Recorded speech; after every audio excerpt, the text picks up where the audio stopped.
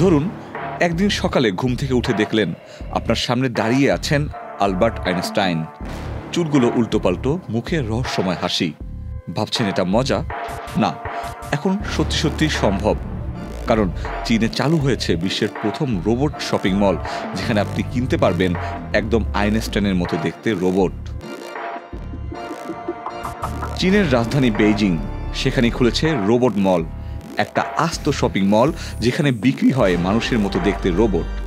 এই মলে পাওয়া যাচ্ছে 100-র বেশি ধরনের রোবট, 40-টিরও বেশি চাইনিজ কোম্পানির তৈরি। কেউ কথা বলে, কেউ হাঁটে, কেউ কাজ করে, আর কেউ কেউ দেখতে যেন সিনেমার চরিত্র। তবে দাম শুনলে চমকে যাবেন।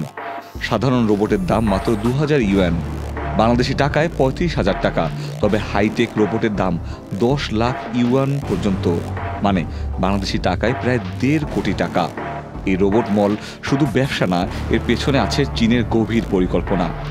কেসারেন শেকড় থেকে শিখরে। চীনের জনসংখ্যা দ্রুত বুড়ো হয়ে যাচ্ছে, তাই বয়স্কদের সেবা দেওয়ার জন্য তারা রোবট ব্যবহার করতে চায়। পাশাপাশি দেশের শ্রম ঘাটতি পূরণেও রোবটকে কাজে লাগানো হবে।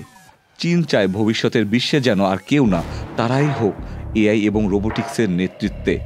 এই রোবটগুলো এখন শুধু হাঁটাচলা বা কথা বলার মধ্যেই সীমাবদ্ধ নয়, তারা মানুষের মুখের অভিব্যক্তি বুঝতে পারে, আবেগ প্রকাশ করতে পারে এবং অনেক ঘরের কাজ থেকে শুরু করে নিরাপত্তা, শিশুদের শিক্ষা কিংবা বৃদ্ধদের দেখাশোনার মতো গুরুত্বপূর্ণ কাজও করতে সক্ষম। এক কথায় এগুলো এখন শুধু খেলনা নয়, বরং জীবনের সহচর হয়ে উঠেছে। এই রোবট বিপ্লব আমাদের জীবনে একটি বিশাল পরিবর্তনের বার্তা বয়ে আনছে। একদিকে এটা যেমন সম্ভাবনার দরজা খুলে দিচ্ছে, তেমনি অন্যদিকে বড় চ্যালেঞ্জও আনছে। ভবিষ্যতে অনেক চাকরি রোবট নিয়ে নেবে কিনা, মানুষ কতটা প্রযুক্তি নির্ভর হয়ে পড়বে, কিংবা সমাজের সম্পর্কগুলো কিভাবে বদলে যাবে, এই প্রশ্নগুলো এখনই ভাবার সময় এসেছে।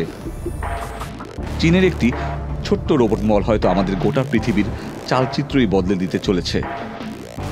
ইকতিয়া ফেরদৌস, চ্যানেল আই।